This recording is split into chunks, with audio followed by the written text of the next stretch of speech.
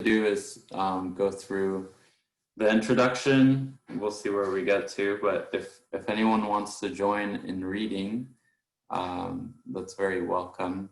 I know Parampara and Rohini wanted to participate in class today. I'm not sure if they'll be here in person, but Okay, great. Parampara is about to arrive. So online we have Daru Prabhu, Bhakta George, Rohini, and Dear Govinda Prabhu, and Ramachandra. Ramachandra is here too. Okay. So yeah, if what I'd like to do is just go through some of this, and maybe I'll comment on some things that stand out, and I invite any comments or questions as we go through anything that that really makes an impression or feels powerful for anyone that they want to share about. Be happy to pause and address that.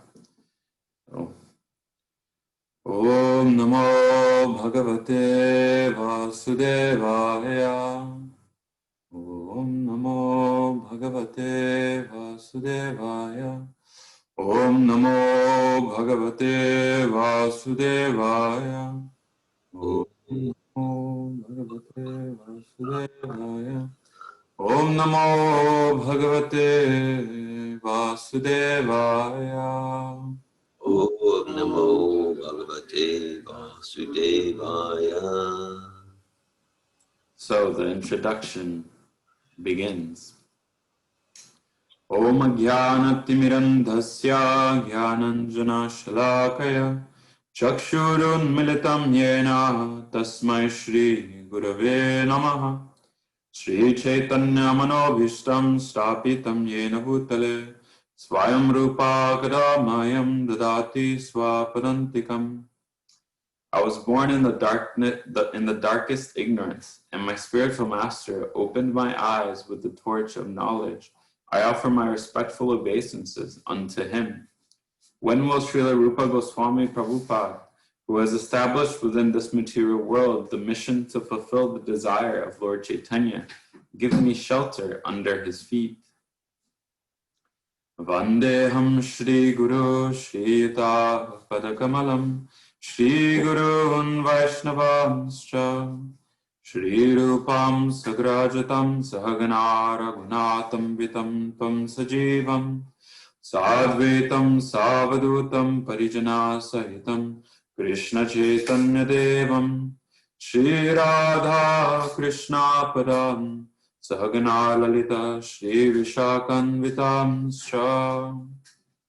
I offer my respectful obeisances unto the lotus feet of my spiritual master and unto the feet of all Vaishnavas. I offer my respectful obeisances unto the lotus feet of Srila Rupa Goswami, along with his elder brother Sanatan Goswami, as well as Raghunath Das and Raghunath Bhatta, Gopal Bhatta, and Sri Jiva Goswami.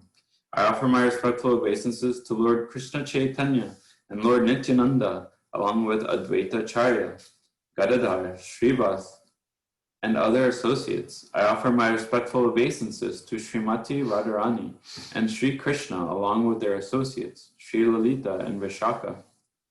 He Krishna Karuna Sindho Dinabandho Jagatpate Gopesha Gopika Kanta Radha Kanta Namostute. O my dear Krishna, you are the friend of the distressed and the source of creation. You are the master of the gopis and the lover of Radharani. I offer my respectful obeisances unto you. Tapta Kanchana Gaurangi Radhe Vrindavaneshwari Vrishabhanu Sute Devi Pranamami Hari Priya. I offer my respects to Radharani, whose bodily complexion is like molten gold, and who is the queen of Vrindavan. You are the daughter of King Vrishabhanu, and you are very dear to Lord Krishna. Vansha kalpatrubhyascha kripa sindhu vyevacha patitanam bhavanebhyo vaishnavebhyo namo namaha. I offer my respectful obeisances unto all the Vaishnav devotees of the Lord, who can fulfill the desire of everyone, just like desire trees, and who are full of compassion for the fallen conditioned soul. Shri Krishna Chaitanya Prabhu Nityananda Shri Advaita Garadhara Shivasari Gaura Bhakta Vrinda. I offer my obeisances to Shri Krishna Chaitanya Prabhu Nityananda Shri Advaita Garadhar Shivas and all others in the line of devotion. Hare Krishna Krishna Krishna Hare Hare Hare Rama Rama Rama Hare Hare. So I'll comment a little bit on the invocation or Mangala Charan, calling for auspiciousness and praying at the lotus feet of so many divine personalities. So Srila Prabhupada begins the Bhagavad Gita in this way, immediately going into Om Jnana, into acknowledging the spiritual master for being the one who opens our eyes darkened by illusion, darkened by this material context.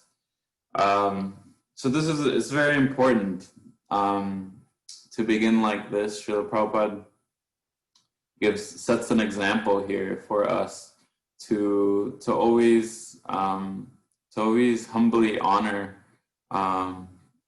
him, to honor Guru, to honor Radha and Krishna, Chaitanya Mahaprabhu, Nityananda Prabhu, and all their associates before we do anything. In this way, we even though, for example, I may lack humility, but in chanting these mantras, I'm practicing humility. I'm acknowledging where wisdom is coming from. I'm acknowledging that, yes, wisdom exists within me, as we are all minute little expansions of Krishna. All this knowledge, divine knowledge and transcendental power, creativity is within us, yet without the guidance of Sri Guru, without the guidance of Chaitanya Mahaprabhu, without the guidance of our teachers, how can we access that? We're mute and dumb in finding that. So to acknowledge and take shelter, refuge under their feet, is such an important part of our practice. And in studying the Bhagavad Gita, one of the specialities of this bhakti yoga is that we're studying something that's alive. We're in communion with these personalities. We're in communion with Arjuna, with Krishna, with Srila Prabhupada, who's giving us this.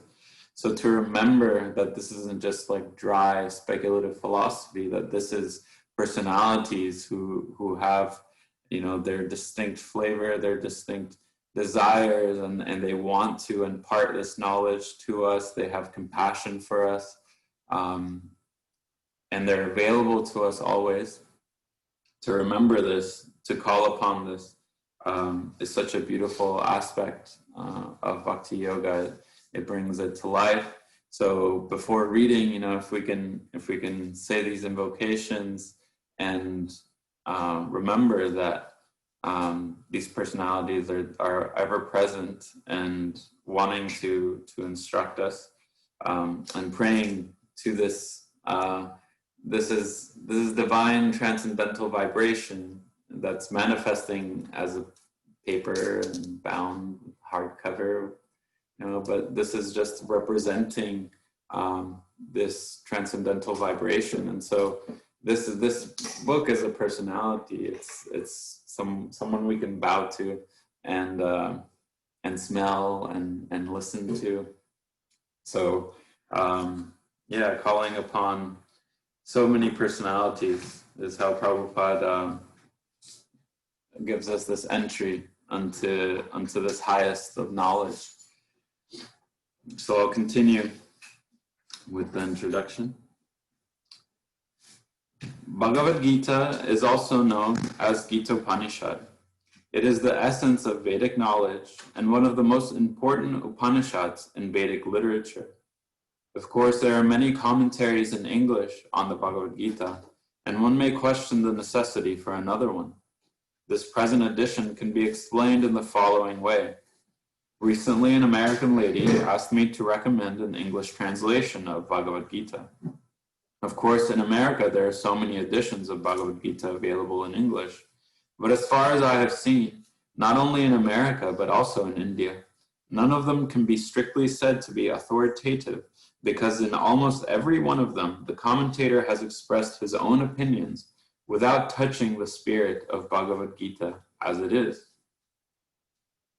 The spirit of Bhagavad Gita is mentioned in Bhagavad Gita itself. It is just like this. If we want to take a particular medicine, then we have to follow the directions written on the label. We cannot take the medicine according to our own whim or the direction of a friend. It must be taken according to the directions on the label or the directions given by a physician. Similarly, Bhagavad Gita should be taken or accepted as it is directed by the speaker himself. The speaker of Bhagavad Gita is Lord Sri Krishna. He is mentioned on every page of Bhagavad Gita as the Supreme Personality of Godhead, Bhagavan. Of course, the word Bhagavan sometimes refers to any powerful person or any powerful demigod, and certainly here, Bhagavan designates Lord Sri Krishna as a great personality. But at the same time, we should know that Lord Sri Krishna is the Supreme Personality of Godhead, as is confirmed by all great acharyas, spiritual masters, like Shankaracharya, Ramanujacharya, Madhvacharya, Nimbarka Swami, Sri Chaitanya Mahaprabhu, and many other authorities of Vedic knowledge in India. The Lord himself also establishes himself as the Supreme Personality of Godhead in the Bhagavad Gita, and he is accepted as such in the Brahma Samhita and all the Puranas, especially the Srimad Bhagavatam, known as the Bhagavad Purana. Krishnastu Bhagavan Swayam. Therefore, we should take Bhagavad Gita as it is directed by the personality of Godhead himself. So I'll comment a little bit here. So Srila Prabhupada, he's giving us this simple logic that if we want to take medicine, we don't take it on our own whim. So this Bhagavad Gita, this song of God, this transcendental vibration is medicine in this ease, this uncomfortable, uneasy situation of being in this material context. So there's medicine that can heal, that can help us understand, that can help us truly come together, truly feel connected amidst the burning fire, connected to each other, connected to our source.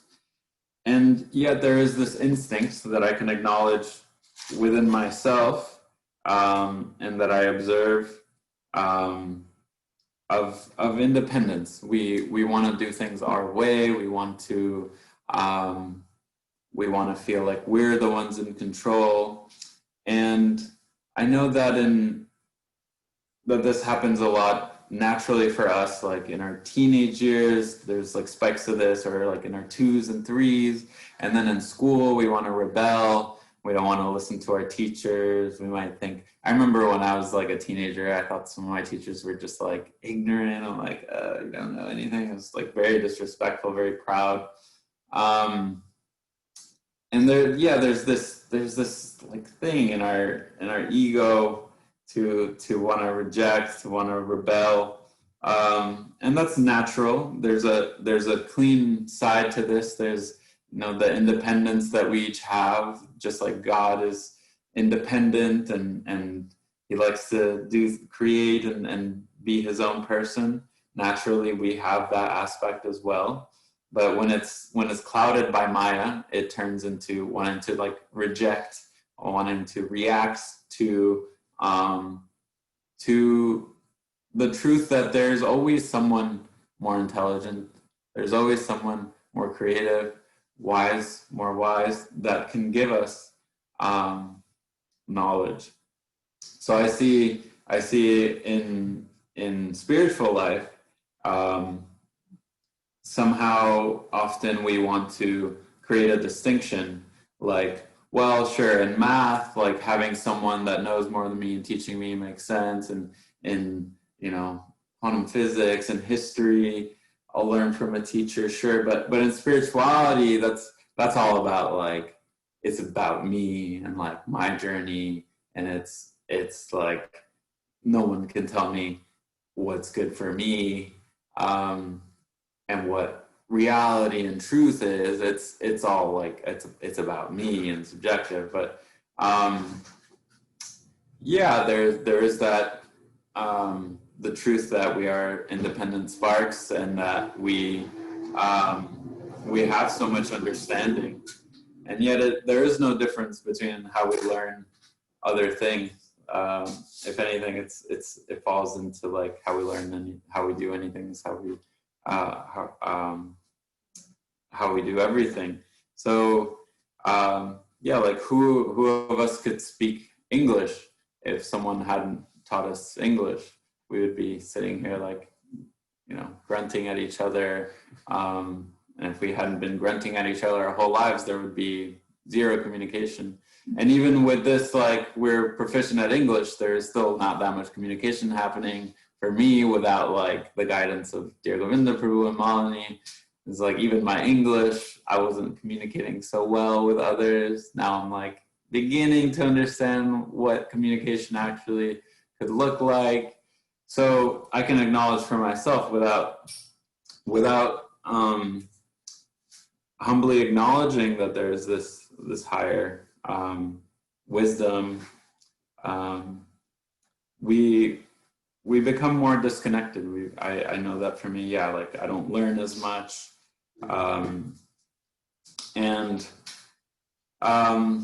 Yeah, I see, especially in spiritual circles, I follow like a lot of spiritual accounts and leaders on like social media. And I see often it comes up this notion of like gurus are bad, like they're just gonna, tell you what to do. Like spiritual life is about you and your journey, and if you're following someone and you're just religious, you're not spiritual. There's this notion is like embedded into so much modern spirituality, and it makes sense because there's naturally corruption within spiritual leaders, religious institutions. There is a healthy level of distrust and skepticism in approaching someone, because so many have taken advantage, have been on power trips and led people to do things that wasn't necessarily helpful in their spiritual development, at least not immediately. So yeah, I just wanted to bring attention to that instinct and those trends, because for me it's helpful, because I see how it comes up every day in like subtle ways. But one metaphor I've really appreciated from Dear Govinda Prabhu is this, that like, when someone gives us, like, we want to look at this book directly, but I might need glasses, and using the glasses, even though they may seem at first like an impediment, really they're what allow me to read the book. So it's a transparent via medium. So a bona fide guru, a bona fide teacher, guide, spiritual master is one who is taking us directly to the essence of spiritual knowledge, into transcendental knowledge.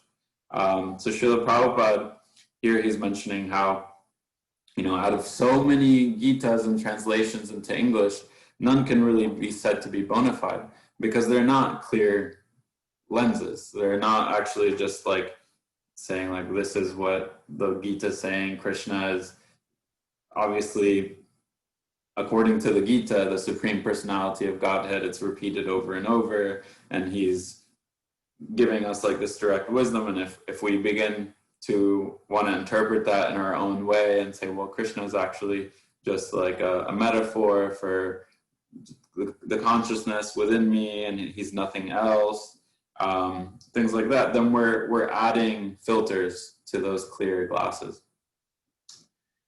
So I'll continue. Anybody want to share anything? Before you guys came, I was mentioning that there's more of a discussion if anyone has like sharing questions. Because this idea that gurus are bad, and don't take instruction, follow your own inspiration. I appreciate the truth in that. Rohini, you're on the line. And you're here, you're two places at once. Wow, very nice.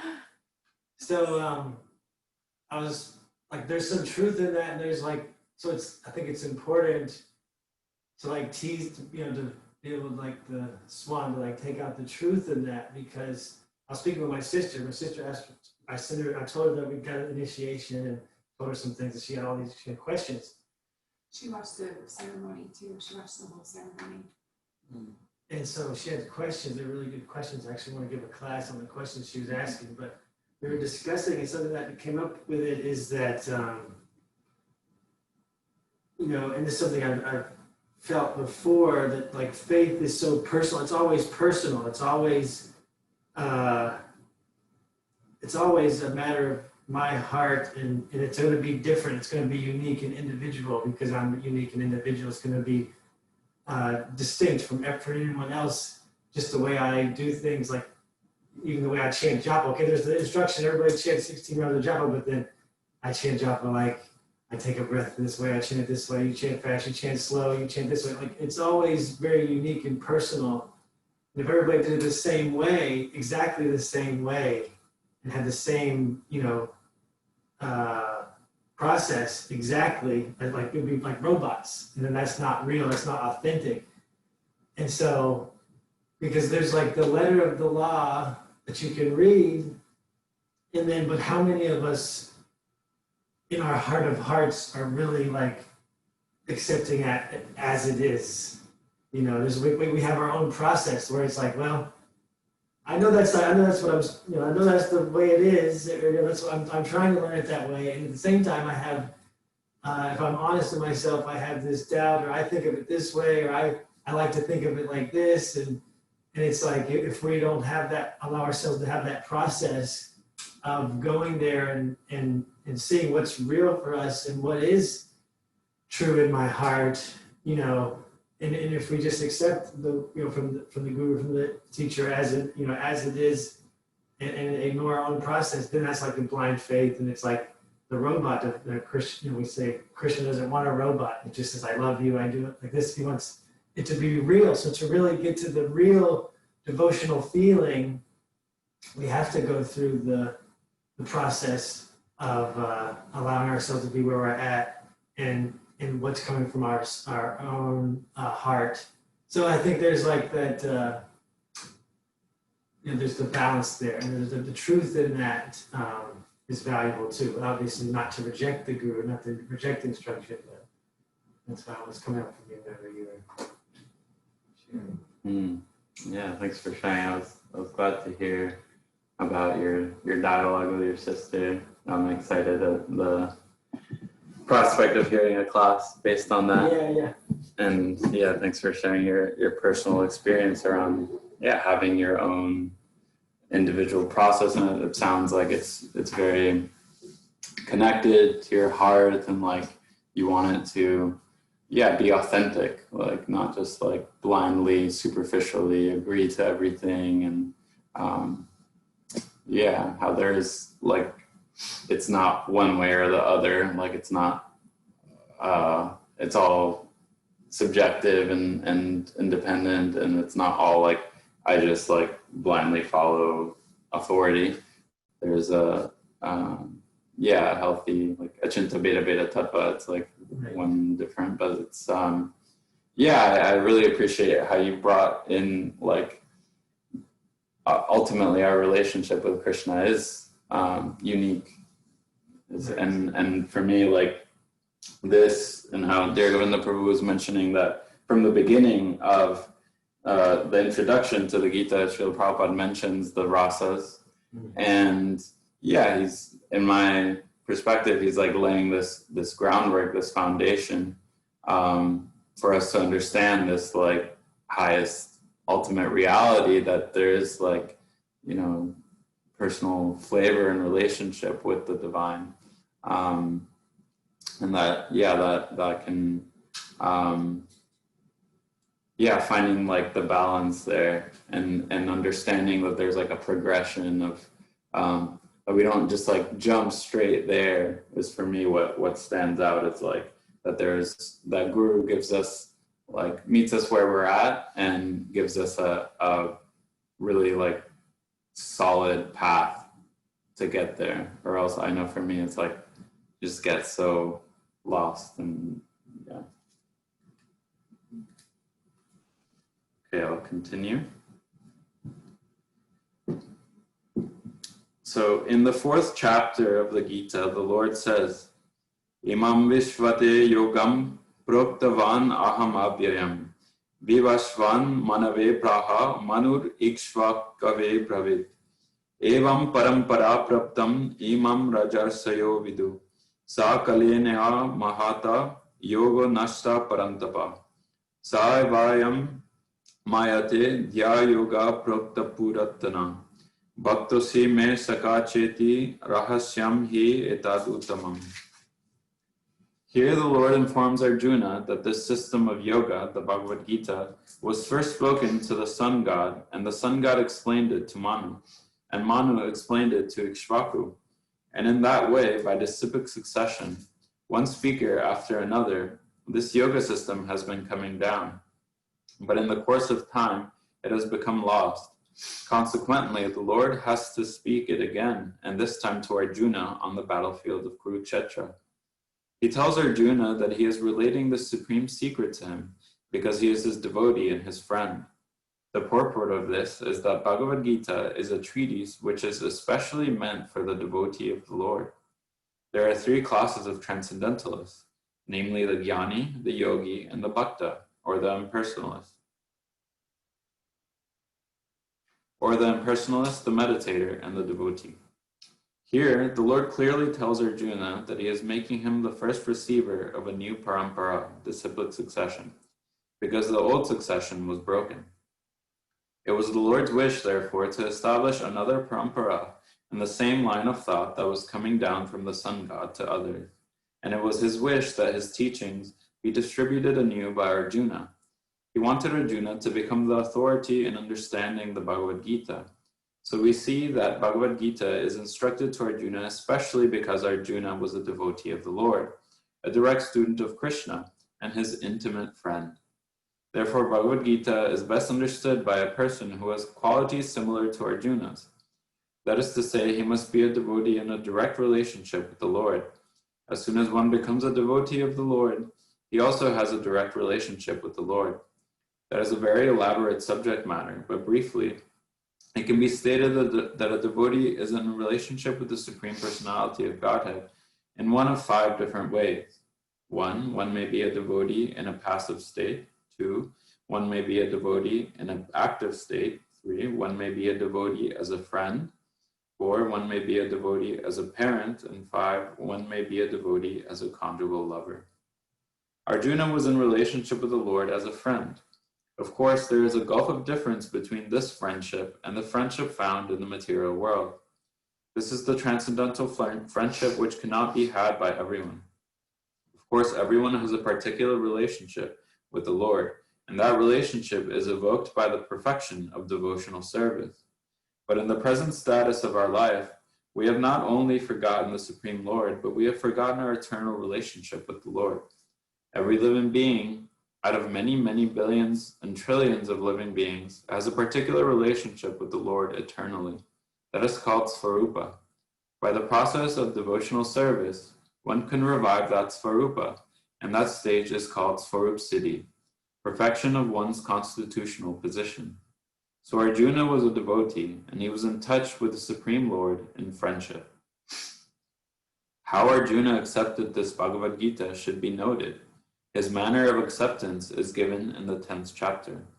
Arjuna uvacha param brahma param dhamma pavitram paramam bhavan purusham sasvatam divyam adidevam majam vibhum ahustvam rishaya sarve deva rishir naradastata Asito devalo vyasa svayam chaiva pravishime sarvametadritam manye yanmam vadasi keshava nahite bhagavan vyaktim vidur deva nadanava.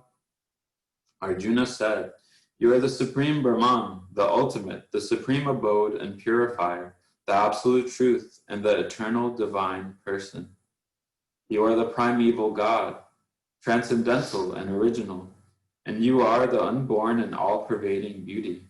All the great sages like Narada, Asita, Devala, and Vyasa proclaim this of you, and now you yourself are declaring it to me. O Krishna, I totally accept this truth, all that you have told me. Neither the gods nor demons, O Lord, know thy personality." Bhagavad Gita 10, 12, 14. After hearing Bhagavad Gita from the Supreme Personality of Godhead, Arjuna accepted Krishna as Param Brahma, the Supreme Brahman. Every living being is Brahman, but the Supreme Living Being, or the Supreme Personality of Godhead, is the Supreme Brahman. Param Dhamma means that he is the supreme rest or abode of everything. Pavitram means that he is pure, untainted by material contamination. Purusham means that he is the supreme enjoyer. Divyam, transcendental. Adidevam, the supreme personality of Godhead. Ajam, the unborn. And Vibhum, the greatest, the all-pervading. Now, one may think that because Krishna was the friend of Arjuna, Arjuna was telling him all this by way of flattery. But Arjuna, just to drive out this kind of doubt from the minds of readers of the Bhagavad Gita, substantiates these praises in the next verse when he says that Krishna is accepted as the Supreme Personality of Godhead, not only by himself, but by the authorities like the sage Narada, Asita, Devala, Vyasadeva, and so on.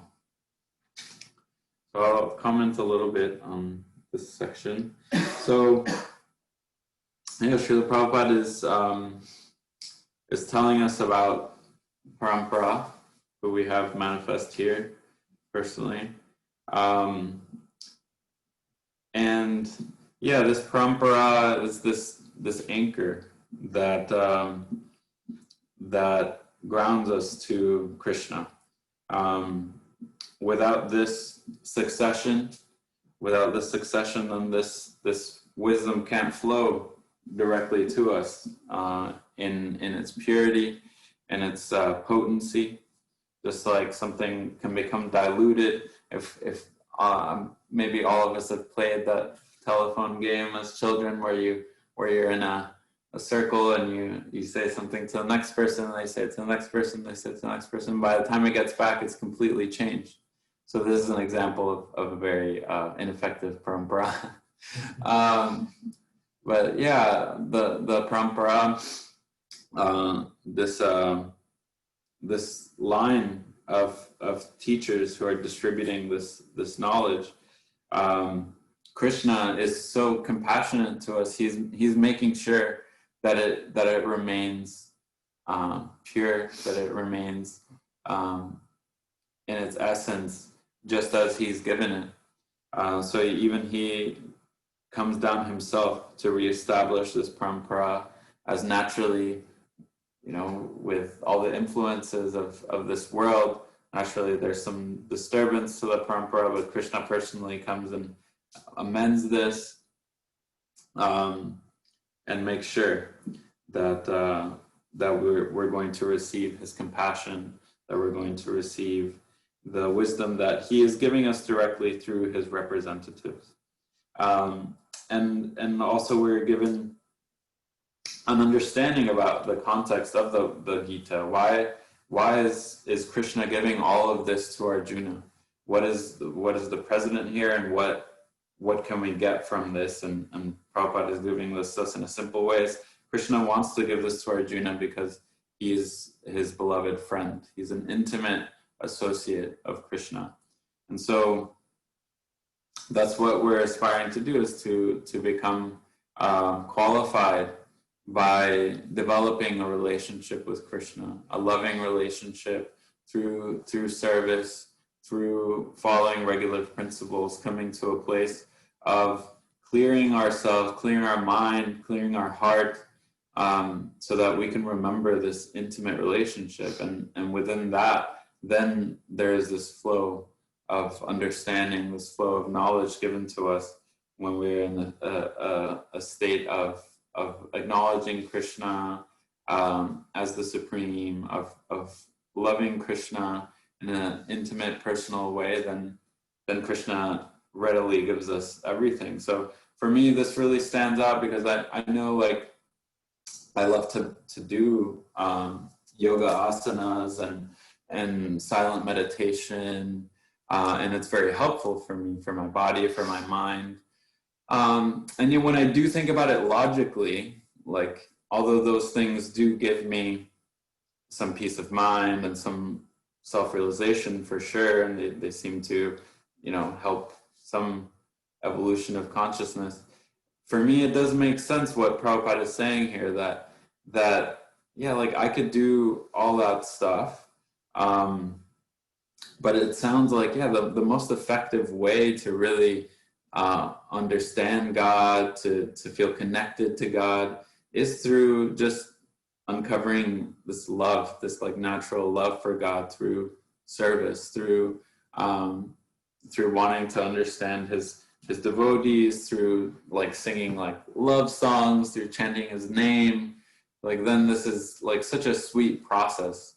It doesn't feel like, yeah, it's not contrived, artificial. It's like, it's actually quite logical and beautiful and simple. Anyone want to share anything before moving on? I'd like to share something in connection with what Prabhupada was saying. Because on one hand, there is like, yeah, it's so personal. My relationship with God has nothing to do with anyone, any teacher. It's between me and God.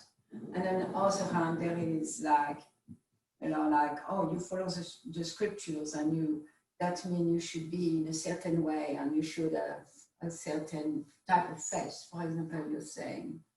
And on both sides, it's kind of really big misunderstanding. And the connection between the two is given here, that in fact, through the parampara, through guru, through shastra, we get to understand our personal faith, our personal relationship with Krishna. And the two combine now, that in fact it's the opposite. It's not like the shastra are there to take away our personal relationship, or that without the shastra I will connect with my personal relationship. Both are faulty. But it's that through the shastra, through the parampara, through guru, I'm getting to really understand my unique relationship with Krishna, my unique type of faith, my unique devotion, my unique way of conversing with God, or like that. That's what came to me. Thank you. I have a technical kind of question, because this Prabhupada is saying that this parampara, but this is distinct from the Guru parampara. Mm-hmm. This is like the Bhagavad Gita parampara, with this yoga system. And I was just wondering, because it says that previously it was, Manu, sun god, and then it's sun god to Manu, and then it's Vaku, and just it's been coming down. But then Krishna's speaking to Arjuna to start a new parampara, and it's just like, and here it is, and then this is available to everyone, or is it like this another Bhagavad Gita parampara that's coming down? I was just curious about that, and also just wanted to make that distinction that it's not distinct from the Guru parampara. I'm not clear on. Do So you have a question? The new Bhagavad Gita parampara that's established Krishna and Arjuna. It's just here. Like there's not like there's no like with the Guru parampara we can list the 32 gurus, but with this parampara it's just Krishna gives it to Arjuna, and then here it is. It's available, and it's never there's no need for it to come down anymore. That until it's lost, until you get lost. Yes. yes, there's the Guru Parampara, and then the knowledge given and given to a lineage of king, in fact, the sun god and like that Kshatriya line. And then every time it's lost, then Krishna give it back. And then in a sense, when he give it back to Arjuna, then it's taken by the Guru Parampara to not be altered, to not be altered. And the Guru Parampara takes the transcendental knowledge that Krishna gave to Arjuna and then carry it until, like the Guru Parampara is going to be damaged. And then that knowledge is going to be again lost. Yeah. That's 10,000 years, the golden age, when people are not going to hear anymore. And Prabhupada says his books are the law books for the next 10,000 years. Yeah. So after that, the Guru Parampara is going to be lost. Anyway, we mean the end of Kali Yoga, and Kali Yoga is going to degrade and everything will be destroyed anyway. And then we'll start again with giving the knowledge to the sun god. Like that. Yeah. Okay. Then I have a follow-up question about paramparas. My understanding is we're in Brahma's parampara. Mm-hmm. So where does Brahma, because it's spoken to the sun god and then it's reinstated by speaking to Arjuna, there's like no mention about Brahma, so how is it called that it's Brahma's parampara? Mm-hmm. Well, it's a similar question that Patrick has. I will leave you to respond to, but it's a similar question. Well, yeah, my understanding, I don't know if I can answer your question so directly, but yeah, my understanding is that because the Brahma of this universe is a pure devotee, and he realizes Krishna fully, and we can see that like in the Brahma Samhita. And then like as the original being, an original pure devotee of this universe, then he like passes down that knowledge to his sons, and then they pass it down and pass it down. Right? Mm-hmm. That's what Patrick was saying, the 32 idea of the information. That's It's a Guru distinct. Parampara. That's distinct, yes. So that's the Guru Parampara, and this is the distinction. This is the Bhagavad Gita Parampara, and they're different.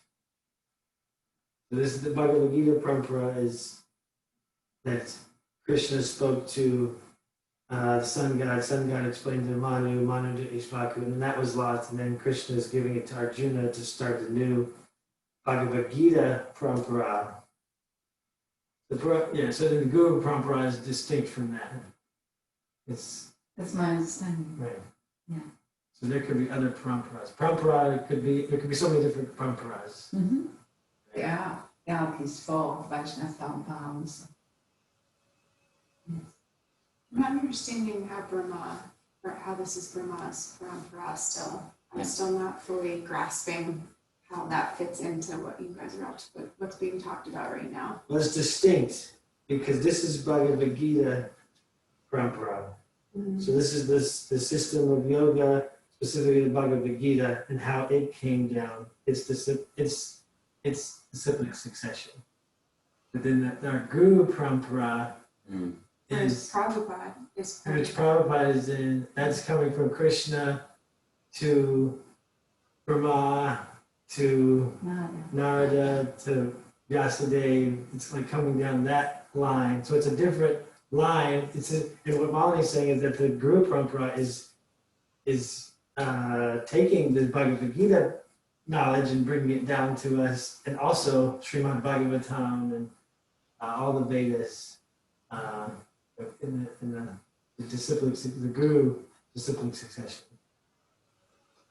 That's going through the Guru, through basically like Brahmanas or sages, right? But this is the Bhagavad Gita Parampara is coming through kings, Kshatriyas. It's coming through kings who are Vijarshis, as in that second verse in the intro. Evam Parampara Praptam Imam Rajarshayo Vidu. And so these Vijarshis, the sun god Manu, Ikshvaku, Arjuna, Maharaj Parikshit, we can imagine that Arjuna continued the parampara through his grandson Maharaj Parikshit. So these Rajarshis, they are better than Brahmins. They are pure Vaishnava. So this is a guru parampara, and Arjuna is the guru. He's the disciple, and then he becomes the guru.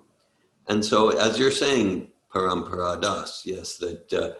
So these are distinct paramparas, the list of 32 at the end of the introduction, and Krishna speaking to Arjuna, rejuvenating them. They're distinct and they're one. And Prabhupada makes that point, that in some technical sense, we're not in the same line as Arjuna, and we are in the same line because the conclusion, the siddhanta, the essence is the same. The conclusion is the same. It might be, in some technical sense, a different line, but in essence, we're in the same line as Arjuna. Yeah, and those verses that you just read, that we just read in the introduction, like it's a rishi, and then the next verse say, it just show us, because the next verse is saying like, and according to those rishis like Narada and Asita and Devala, so we can see the connection there. Okay, I'm saying that to you, and it's also something that you will hear from the sages. It's one and different at the same time. But one, those two verses kind of goes. So the two paramparas that you're speaking of, the Guru parampara and the, I don't know what you call it, the king parampara, okay. They're existing, they're one and different. Mm-hmm. They're one and different. Yes. That the sage, they will affirm the knowledge that the king are receiving. Okay. Yes. Yeah, I'm starting to understand a little bit. Thank you. Continue reading. Yes, as Melanie was saying, so Arjuna here is mentioning, Srila Prabhupada saying, Supreme Personality of Godhead, not only by himself is Arjuna claiming this, but by the authorities like the sage Narada, Asita, Devala, Vyasadeva, and so on. These are great personalities who distribute the Vedic knowledge as it is accepted by all acharyas. Therefore, Arjuna tells Krishna that he accepts whatever he says to be completely perfect. Sarvam etad ritam manye. I accept everything you say to be true. Arjuna also says that the personality of the Lord is very difficult to understand and that he cannot be known even by the demigods. This means that the Lord cannot even be known by personalities greater than human beings. So how can a human being understand Sri Krishna without becoming his devotee? Therefore, Bhagavad Gita should be taken up in a spirit of devotion. One should not think that he is equal to Krishna, nor should he think that Krishna is an ordinary personality or even a very great personality. Lord Sri Krishna is the supreme personality of Godhead. At least theoretically, according to the statements of Bhagavad Gita or the statements of Arjuna, the person who is trying to understand the Bhagavad Gita.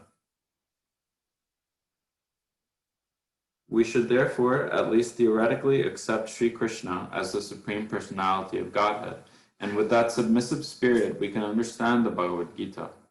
Unless one reads the Bhagavad Gita in a submissive spirit, it is very difficult to understand Bhagavad Gita because it is a great mystery. Just what is the Bhagavad Gita? The purpose of Bhagavad Gita is to deliver mankind from the nescience of material existence. Every man is in difficulty in so many ways, as Arjuna also was in difficulty in having to fight the battle of Kurukshetra. Arjuna surrendered unto Krishna, and consequently this Bhagavad Gita was spoken. Not only Arjuna, but every one of us is full of anxieties because of this material existence. Our very existence is in the atmosphere of non-existence. Actually, we are not meant to be threatened by non-existence. Our existence is eternal, but somehow or other, we are put into asat. Asat refers to that which does not exist. Out of so many human beings who are suffering, there are a few who are actually inquiring about their position, as to what they are, why they are put in this awkward position, and so on. Unless one is awakened to this position of questioning his suffering, unless he realizes that he doesn't want suffering, but rather wants to make a solution to all sufferings, then one is not to be considered a perfect human being. Humanity begins when this sort of inquiry is awakened in one's mind. In the Brahma Sutra, this inquiry is called Brahma Jigyasa. Every activity of the human being is to be considered a failure unless he inquires about the nature of the Absolute.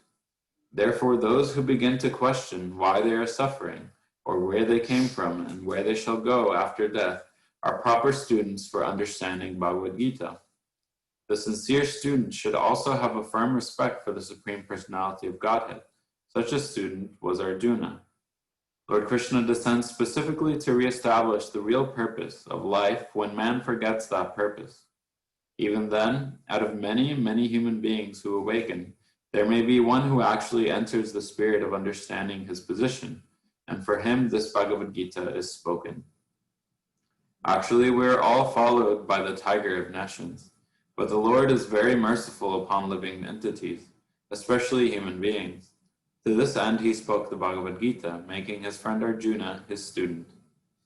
Being an associate of the Lord, Arjuna was above all ignorance, but Arjuna was put into ignorance on the battlefield of Kurukshetra just to question Lord Krishna about the problems of life so that the Lord could explain them for the benefit of future generations, of human beings, and chalk out the plan of life.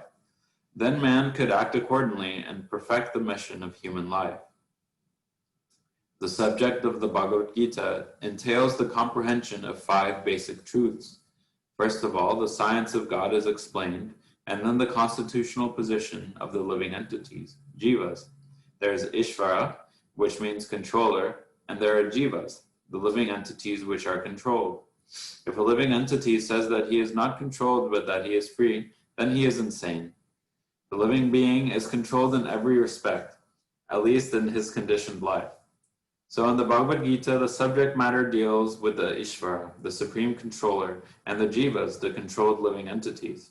Prakriti, material nature, and time, the duration of existence of the whole universe or the manifestation of material nature, and karma, activity, are also discussed. The cosmic manifestation is full of different activities. All living entities are engaged in different activities. From Bhagavad Gita, we must learn what God is, what the living entities are, what Prakriti is, what the cosmic manifestation is, and how it is controlled by time, and what the activities of the living entities are. Out of these 5 basic subject matters in Bhagavad Gita, it is established that the Supreme Godhead, or Krishna, or Brahman, or Supreme Controller, or Paramatma, you may use whatever name you like, is the greatest of all. The living beings are in quality like the Supreme Controller. For instance, the Lord has control over the universal affairs, over material nature, etc., as will be explained in the later chapters of Bhagavad Gita. Material nature is not independent. She is acting under the direction of the Supreme Lord. As Lord Krishna says, Prakriti is working under my direction. When we see wonderful things happening in the cosmic nature, we should know that behind this cosmic manifestation, there is a controller. Nothing could be manifested without being controlled. It is childish not to consider the controller. For instance, a child may think that an automobile is quite wonderful to be able to run without a horse or other animal pulling it, but a sane man knows that the nature of the automobile's engineering arrangement. He always knows that behind the machinery there is a man, a driver. Similarly, the Supreme Lord is a driver under whose direction everything is working. Now the jivas, or the living entities, have been accepted by the Lord, as we will note in the later chapters, as is part and parcel. A particle of gold is also gold. A drop of water from the ocean is also salty. And similarly, we, the living entities, being part and parcel of the Supreme Controller, Ishvara, or Bhagavan, Lord Sri Krishna, have all the qualities of the Supreme Lord in minute quantity, because we are minute Ishvaras, subordinate Ishvaras. We are trying to control nature, as presently we are trying to control space or planets. And this tendency to control is there because it is in Krishna.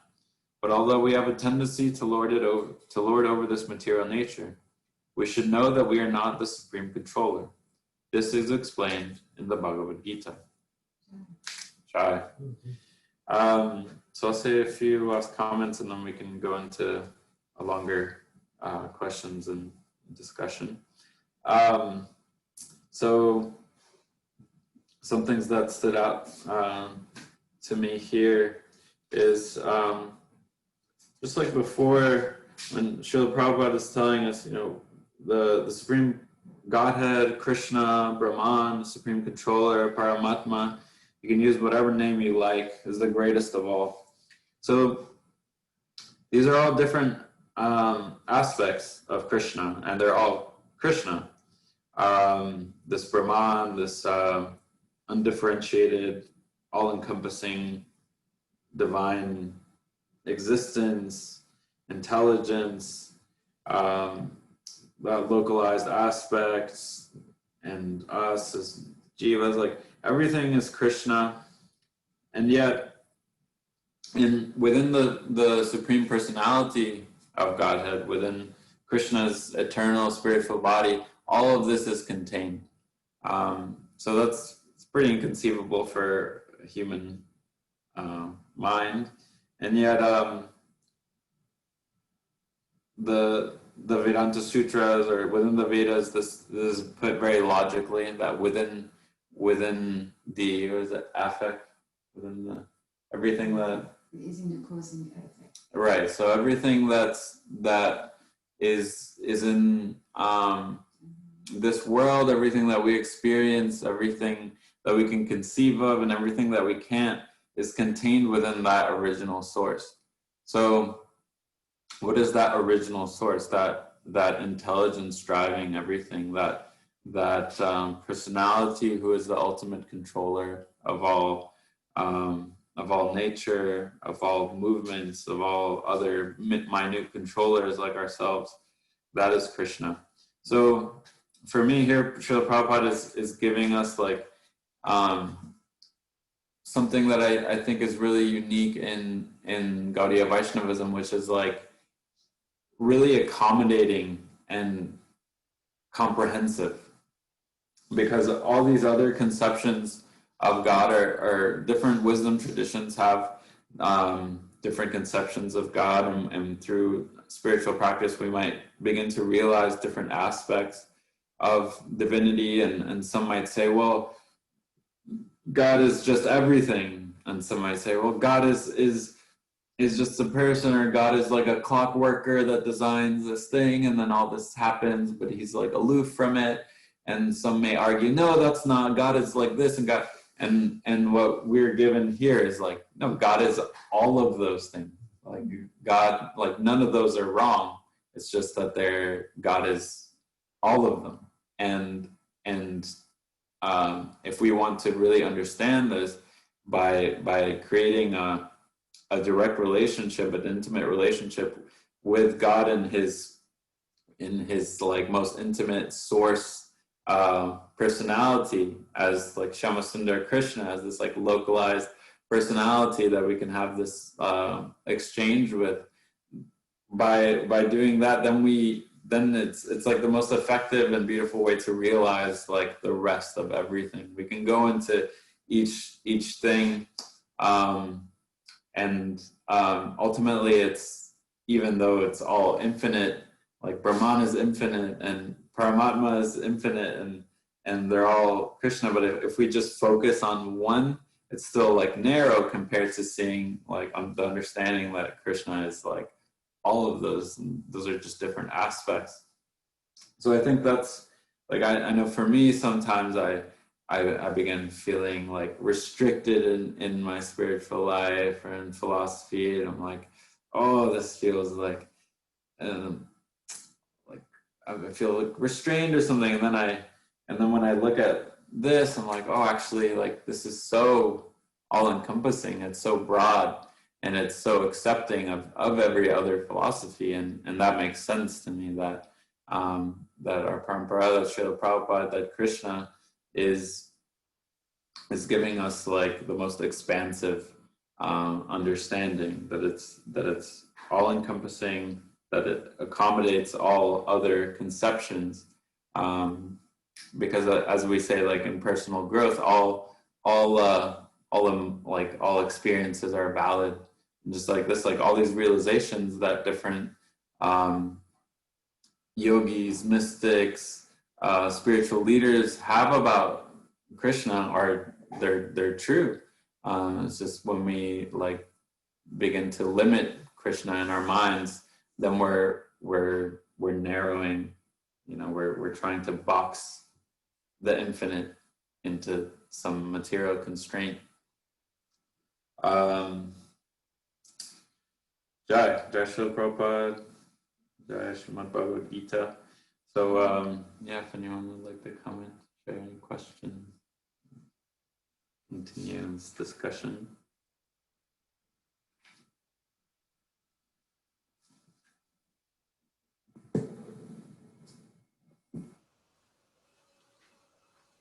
Thank you, Narayan Prabhu. Yeah, I appreciate that. I can relate to that. Yeah, through this Gaudiya Vaishnava philosophy theology, then yeah, it's, oh well, it's a sectarian, but no, for me it's the opposite. Just like you're sharing, like for me it gives, from what I've seen, you know, it gives the most complete and full foundation for understanding how different philosophies, conceptions are true, to seeing how all the threads connect. And your focus on the completeness, how the different realizations of the absolute all fit in, and it's not this or that, this Gaudiya Vaishnava philosophy coming through Six Goswami, Srila Prabhupada, it's so this and that. I remember when I was a young adult, I would go to different meetings. I remember once I was at the a meeting of some group of born again Christians, and they were very very nice people and like that. And then okay. But then, and I was also beginning to read Prabhupada's books and taking prasadam at the devotees ashram, like that. And then with this sect of born again Christians, like kind of when talking to them about the devotees, all they could do is that, well, that's Satan, that's the devil, and they'll burn in hell forever. Okay. And then just like for me,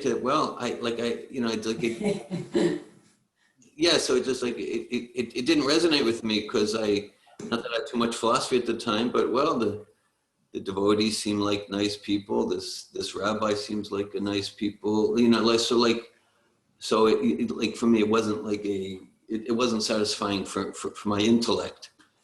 Whereas from like, okay, from Bhagavad Gita, from Srimad Bhagavatam, we get, oh, okay. So there's this pure devotee of Krishna named Jesus, and he comes down and God, through his representatives, indirectly speaks to people according to time and circumstance, and he gives aspects of the truth, and you know, to meet people where they're at. So it's just like so satisfying in a complete and foundational way. So thanks for that emphasis. Thank you, Prabhu. I appreciate hearing your firsthand account of like not resonating with some narrow or sort of fatalistic conception, and yeah, I really resonate with that, and I think many of us in the room and online here can resonate with that experience. Thank you. Also, I thank you for where you started with the Mangala Charana, and that, I think that relates. That's like the thread that comes through our whole association, you know, this past hour, 15 minutes. That because about like, yeah, as Malin was talking about, like here's a process, and says, yeah, we follow the process, and it's not meant, to use Prampra's phrase, like it's not meant that we become robots, just the opposite. The process reveals our distinctive, amazing, brilliant individuality. And if we just look at the many personalities in the Mangala Charana, well, in a sense, it's all one. It's all one. They're all full servants of Krishna. But Sri Gadadhar is a distinct, loving personality from Srivas Thakur, who's distinct from Lalita Gopi, who's distinct from Srila Bhakti Siddhanta. And so this is all about, it's all about through the oneness of bhakti, everyone's individuality is manifest. And then we're thinking, well, okay, you're talking about like Vishaka Gopi and Srimati Radharani. This is very esoteric. But I'm thinking like, even if like there's maybe about 10 of us here, maybe about 10 of us in this association. And we're all endeavoring to practice bhakti yoga. And so if we look here, so in a sense, it's all one, like we all, endeavor to chant japa and study these books. But we can see that even in our association, that, it's not like we've never heard something like, yeah, and so like Dhira Govinda's personality is the same as Malini's. We never hear that. We never hear that. Or or Rohini and Daru Brahma. So like we can see that there's amazing freshness in the personalities of those who practice bhakti yoga at every stage. Hare Krishna. So, yeah, that's beautiful. Thank you.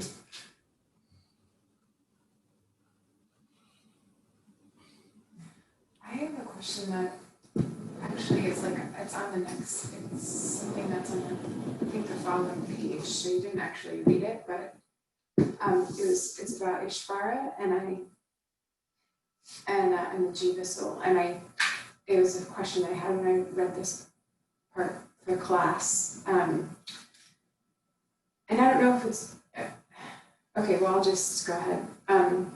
So it says here on page 10, in the first paragraph, let's see,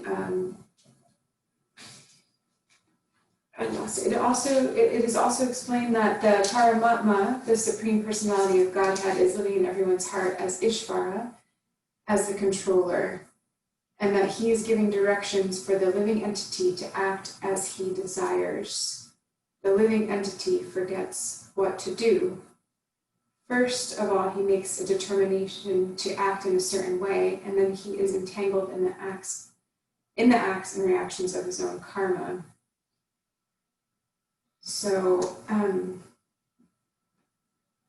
I feel like inspired and like enlivened by this idea. Like it's just like really exciting to me. I'm also like trying to kind of really understand what's being said, and I have some ideas, but I don't know. What I'm curious about is he's giving directions for all living entities to act as he desires. So it's like that's something that I hadn't considered before. So because I thought, well, Paramatma is there, and we can listen to Paramatma or not. Mm-hmm. It's a little he right there. Yeah. So Right, exactly. To act as a jiva soul desires. Right. Yes. But he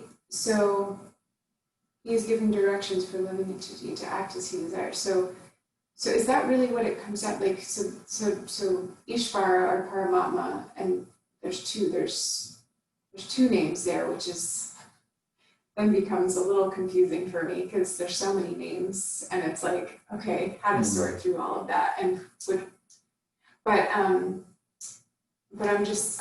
wondering, is that what's being said here, that because it's saying that Ishvara is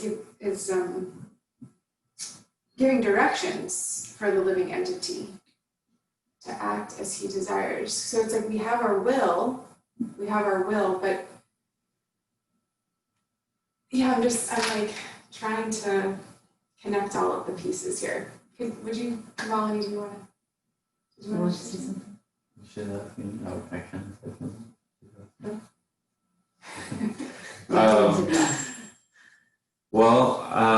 Yeah, I see like the excitement and enthusiasm in your eyes, like at the possibility.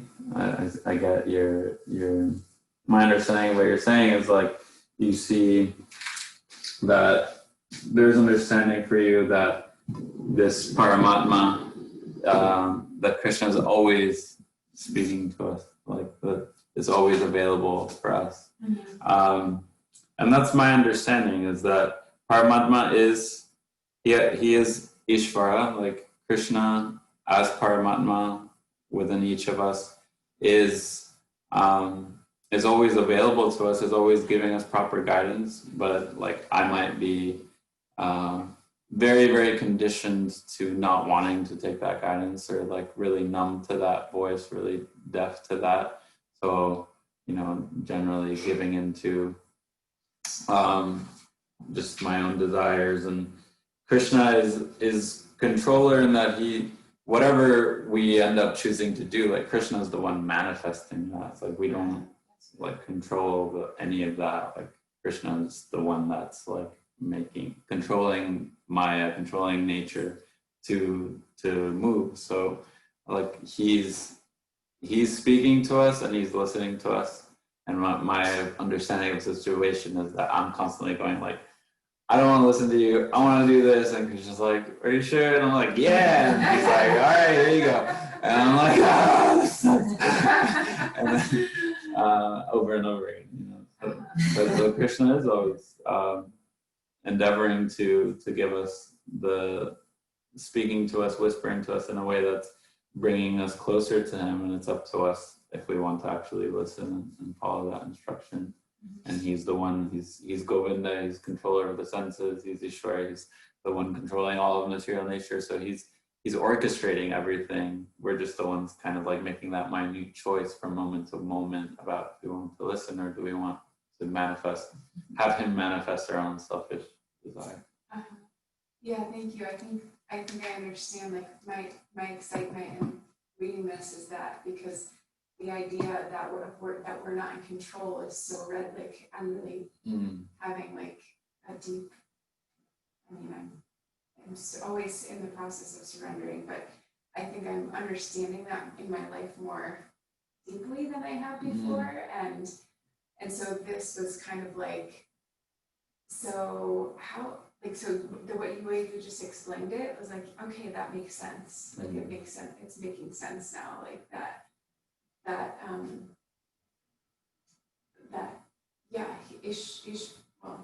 Paramatma as Ishvara in our heart is giving us direction. And it's kind of it can be either just like pure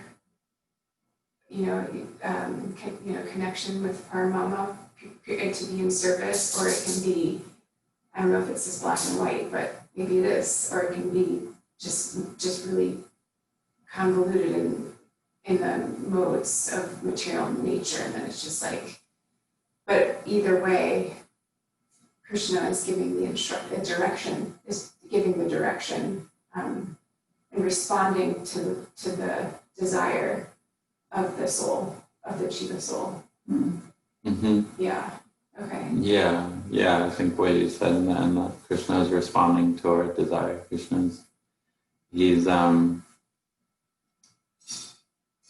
like a parent that's like giving us freedom to choose, but ultimately like they're the one that drives the kid around or feeds the kid. But like in this, I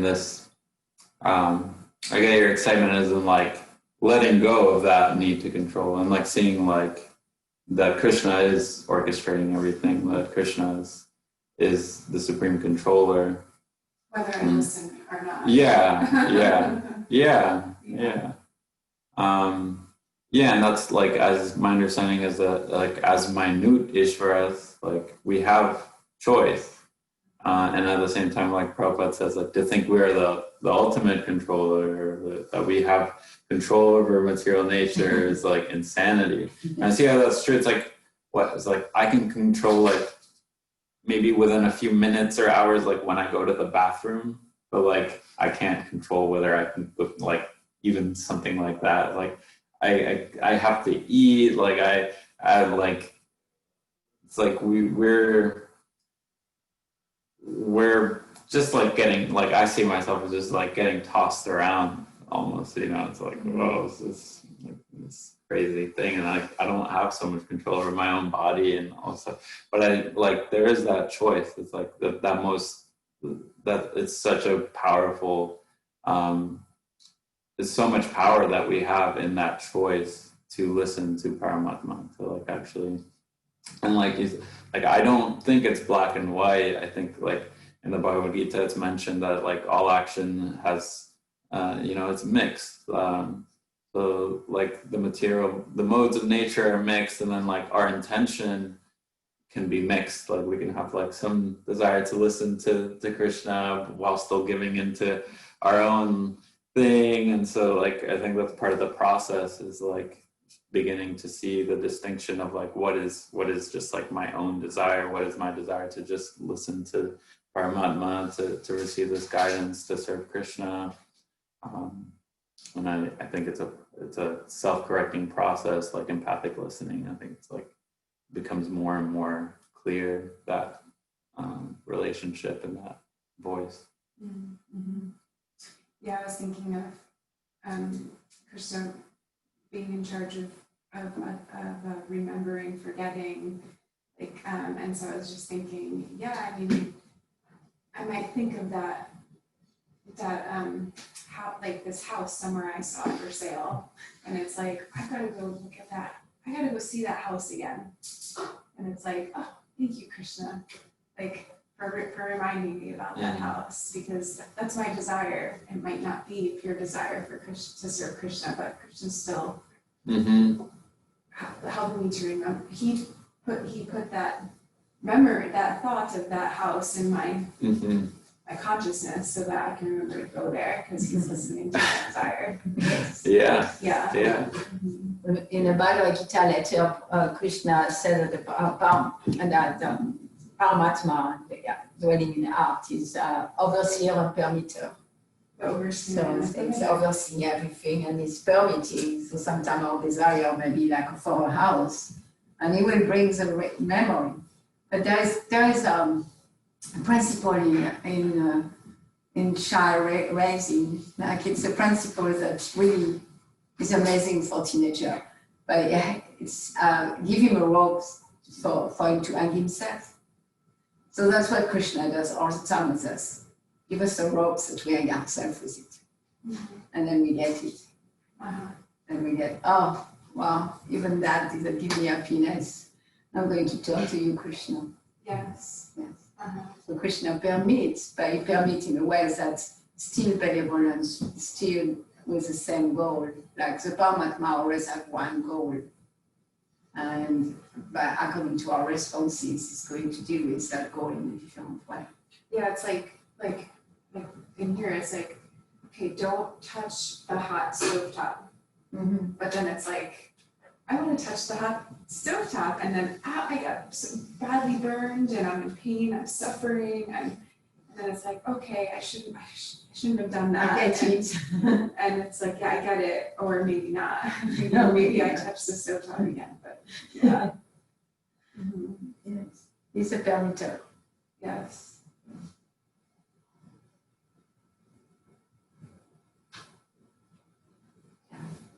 Ramachandra Prabhu. Hare Krishna Prabhu, thanks for sharing the Bhagavad Gita, starting the Bhagavad Gita discussion. I had a question in mind in regards what you were sharing that all experiences are valid, which I resonate a lot too, and in like a contrast to that, I sometimes hear Prabhupada he would like criticize Yatama Tatapat, meaning all the paths lead to the same destination, and I get like from where like you coming like with the like all experiences are valid. I feel it's like very true for me, and yet like I feel like I miss something to like make a distinction between the two, like versus all experiences are valid and all experiences will take you to the same destination and you can do whatever you like. Sort of that's kind of the criticism I get from Prabhupada around something similar, and I was wondering if you can maybe elaborate on that to give like a more distinction between the two. I mean, I think you just really said it. I don't know what I would add to that so much. Like, yeah, all experiences are valid. That doesn't mean all experiences are the same. It doesn't mean all things take us to the same thing. Like, I don't really know what else to add there. It seems like you have an understanding there. I'm not really clear what more I could share if anybody wants to share more. But I think it's a really important distinction, and Prabhupada certainly makes it very boldly often. Okay, thank you. Well, I mean, like if we're paying, just like, okay, so if we touch a hot stove, we have an experience, and that's valid. So I mean, it means it's wonderful to touch hot stove. Well, we're not saying that, but we have an experience that will move us to not do that anymore. Prabhupada gives the example of, like he said, with his son. His son wanted to touch a fan that was moving, and he said, no. And then the son insisted when the son was small. The Prabhupada said, okay, you touch, and he touched, and then he got a little hurt on the finger. And then the son realized, okay, so that's an experience. And so, we talk about experience our experience as a foundational principle for conscious living. But that's not the only, if we stop there, then it's just some new age mumbo jumbo. No, it's experience our experience within the context of living purposefully, within the context of living responsively, purposefully. Purposefully in the context here means for self-realization, for the self turning towards itself in self-discovery, turning towards God in a spirit of loving devotion, cultivating love of God, distinguishing matter from spirit. And so experience our experience is valid. It just means that, it means that we want to be conscious beings. Conscious beings, it means I'm conscious of my experience. Okay, now how am I processing? How am I interpreting those experiences in the context of moving towards the most sublime goals of human life? And so Krishna says this process is directly experienced. So like whether we're in the process of bhakti or we're distant from it, when I'm distant from the process of bhakti, I'm disconnected, okay, then I have an experience. And if I'm alive, if I'm paying attention, that will move me to deeper determination to get back on the path that really reveals my true nature. So when I'm in the process or not in the process, my experience will at least has the capacity to support me to live a rich, purposeful life at a higher level. And then in terms whether it's a material experience or if it's an experience of the Brahman, like the undifferentiated oneness of the white light. So that's an experience of the absolute. It's valid. It's an experience of the absolute. It's valid. And again, if the spirit soul is paying attention, and we say it's valid, and there's something missing. I'm also experienced there's something missing. It's nice to have the relief from material anxiety, but still I want loving relationship. And that's not here in the undifferentiated oneness. So that will move one more and more towards bhakti. So it's experience our experience. That's conscious, whether it's conscious, and then in the context of moving towards life's higher values, higher principles, higher goals, and then more and more to cultivate that I want my goals to be self-realization. So when I'm indulgent with the senses recklessly, I have an experience. Let that move me to discipline myself joyfully, voluntarily, to move towards the higher values of life. Relates to the discussion from a few minutes ago. Just like okay, like when we're sleeping, we forget all about our waking desires. When we're in deep sleep or even dream sleep, we forget about, oh yeah, today I'm going to pay those bills, I'm going to respond to that email. But then we wake up, and then the super soul reminds the soul, remember what you wanted to do today? And then we wake up. So similarly, sleep is a sort of mini death. It's a sort of mini death. So similarly, like when we die for a few months, and then we go into a womb, maybe a human womb for 9-10 months, maybe the womb of a demigod or another species. Okay, all right. So that's like, that's what we call physical death. And then, and Prabhupada will say that okay, let's say if a little puppy is born, in the first moments of life, the puppy knows where to go for food, knows where to go for mother's milk. How does it know? That's super soul. The super soul reminds the soul. We can call it intuition, instinct. So as we come into this lifetime, then the super soul reminds us, here's the desires here's what you wanted from your previous life or lifetimes. Just like as when we wake up here on September 10th, we wake up at 4 a.m., 5 a.m. The super soul reminds us, here's what you wanted to do today. Here's what you want to accomplish. And so the idea is to relate to our experience in a way that moves us to more and more desiring and wanting in a way that actually gives pleasure to super soul, to Ishvara. Ishvara means controller. It's really the same root as Jesus. In Arabic, the name for Jesus is Isha, Ishopanishad, like that, same idea. So, as Malini was saying, Upadrastanumanta Bharta Bhokta Maheshwara, Paramatmeti Chapyukto Desmin Purusha Para. That the super soul is the facilitator and the overseer and the permitter. The super soul facilitates our desires and will facilitate to reciprocate with our desires either through material energy or spiritual energy. But